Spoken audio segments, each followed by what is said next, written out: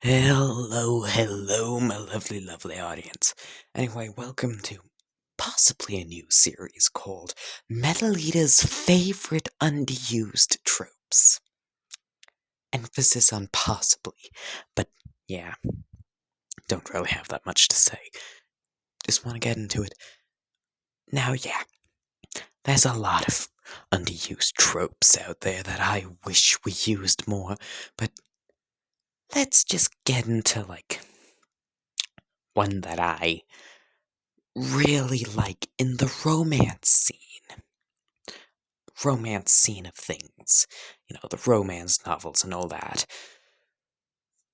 Now, I don't know how to start this if I'm being honest. Good grief. Okay, give me a moment. I'm back. Anyway, trauma.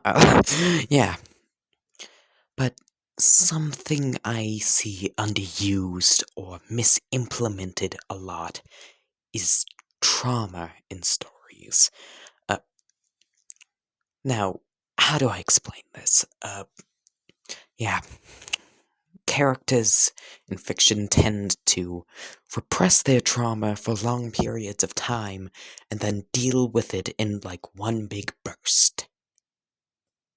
Yeah, like one inspiring scene later, and then they're over the abuse they received as a child. But yeah, what I personally like to do, but make short because I think that y'all would think it a bit cringy for me to act this out, but dealing with trauma over the course of the series and having said trauma manifest multiple times instead of it being hinted at early on in the show, then at the end of it, the main character overcomes their trauma which really wasn't bothering them. How do I explain this? I want to see characters go into downward spirals of, trauma where one thought leads to another, and suddenly they're back at their mother's death, blaming themselves just randomly. It could be a happy moment, and then they just randomly spiral down, then push it off to the side, like all of us do with things we don't like. I want that in a show. Now, what does this have to do with romance? I'm getting to that. I just have to set this up. But yeah, I want to see characters have their trauma. Child abused by their mother and sister, they develop a fear of women. Example of this, my Hantengu Deku What If. Yes, he does actually have a fear of women, and well, as the series continues, I intend on making that clear and describing how he gets more uncomfortable, etc., etc. Or stressed or tenses up whenever a female is near him. He doesn't want to be afraid of women, it's just something that's happened to him because of, well, his trauma. I want to see characters have their traumas and, yeah, deal with their traumas, have the effects of the trauma go on. Now, what does this have to do with romance? One of the many things I see attempted but not gone fully through with in the romance theme scenes is the partner character helping the other character, let's just, yeah, with their traumas. Allow me to. Now, this next bit is just personal preference. It could work either way, but once again, personal preference. We all have our preferences, like chocolate and vanilla. Once again, my preference is traumatized, physically scarred male, way too happy and nice female, just trying to help character A over here deal with their traumas and, well, their self-harm, etc., etc. Another little thing I would like to see, but isn't really needed, utero kind of self-mutilation, self-harm from said character A over here. And many a scar because edge. But yeah, now that would, it would be a lot of trauma, and it could be used in a lot of ways.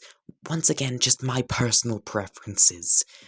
Once again, the utero kind of self-harm not needed. The gender examples I made not needed. Just would feel nice for once for a male character to deal with their trauma over the course of a story instead of dealing with it in one big burst or just repressing it for the entire show. Yeah. So, it could be nice watching just one character slowly coming out of their shell, overcoming their fears. I want to physically see character A have their panic attacks and stress attacks and have moments of insecurity or anxiety. It could make such a good main plot for a story or a good subplot for another kind of story. Like, doesn't even have to be involved in a romance, like majority romance novel. It could be implemented subtly, like through any kind of, well, piece of media. Could be like, oh my goodness, brain dyslexia stopped. But yeah, I know I'm not the best at implementing it. I try and implement it more. I've been trying to implement this kind of, storytelling more in my works, but kind of, difficult with the fact that I don't want, to really be acting out like full on moments of characters' insecurities and traumas, and y'all find it cringy because of my bad voice acting, so yeah. But I just wanted to ramble a bit. Anyway, yeah, once again, back to the main point here. Yeah, once it doesn't have to specifically be male or female, once again, personal preference and the fact that I'm tired of seeing the 500th story with a very depressed female character who just magically becomes not depressed. And the arrogant, cocky asshole male. Why don't they switch it up for once? Why don't they just make it wholesome or reverse it? Reverse the gender roles for once.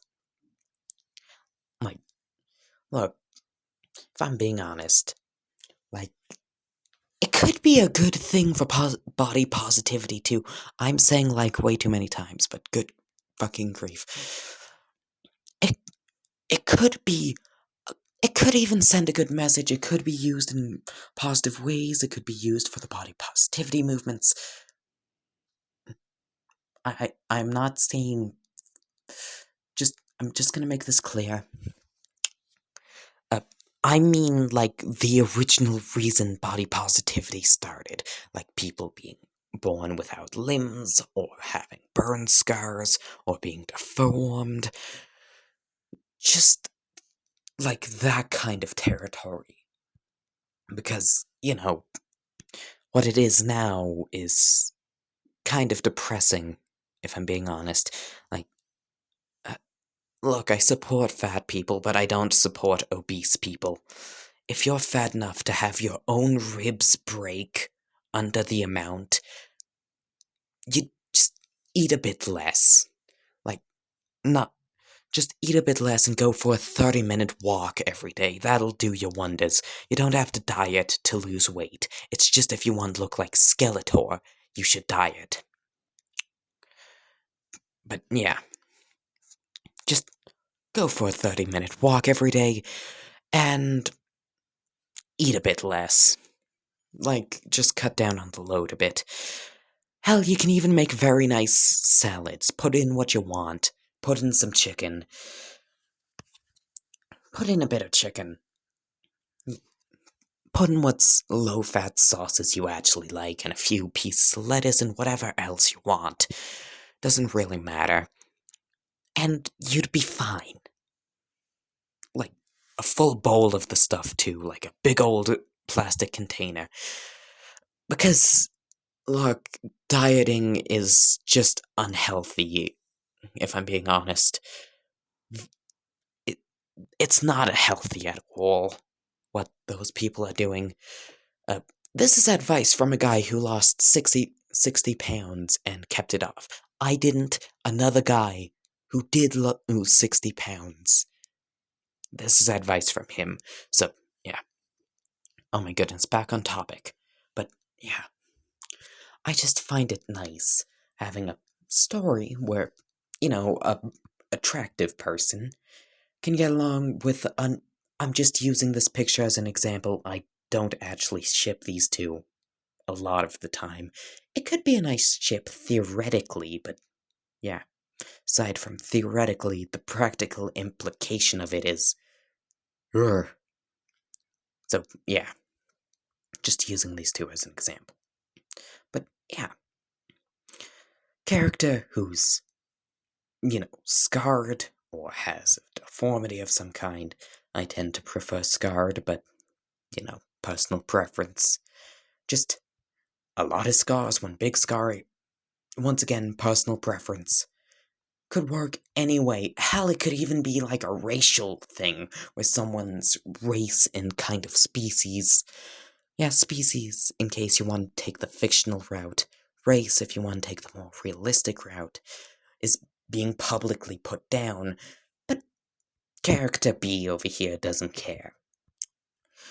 Like, these are just very underused story elements that I wish were used more. If I'm being honest, I wish it was used more. Because, once again, it's just nice seeing a character in a fictional story getting over their traumas. Whether it's realistic or not does not really matter. But, I mean, there are good pieces of media that aren't realistic. Look at Bleach or JoJo's. Have you seen the shit that people in that show survive? Momo was literally stabbed through the chest, through the heart, multiple times in that show. Well, anime/manga. But stabbed multiple times through the chest, and she still survived. Good grief. Then there's a. Yeah. Yeah. Or JoJo's, where. Do I even need to explain JoJo's? It's the only show where the naked purple and blue love child of Fabio and Tarzan can stop time and beat the shit out of a guy with a purple lava lamp in a diaper. If you get of a green lava lamp in a diaper, I mean green lava lamp. Or the only show where a guy can make a bubble, and that bubble removes friction. Like, literally removes the concept of friction off of a surface and puts it inside of the bubble. Yeah. JoJo's is weird, and does not make sense in the slightest, but it's a damned good show. So you can take some creative liberties when writing, which I tend to do, but I also tend to make my works more grounded in realism, he says as he makes another quirk that basically grants immortality. At least I try to make the quirks, well, not quirks, but just things grounded in realism and actual thought of a person. Okay, I'm off topic, but yeah. Once again, as an example, I just would find it nice for once, there to be a show that actually, or manga or novel or whatever where they actually pull through with the dealing with the character's trauma. It isn't just, well, it is a side plot. It can be a side plot. It can be a very good side plot. But where it's, but usually it's just repressed to the point where it's not even noticeable. Or in moments where it would be necessary to have, or in moments where it would be better if the character spiraled down, they don't.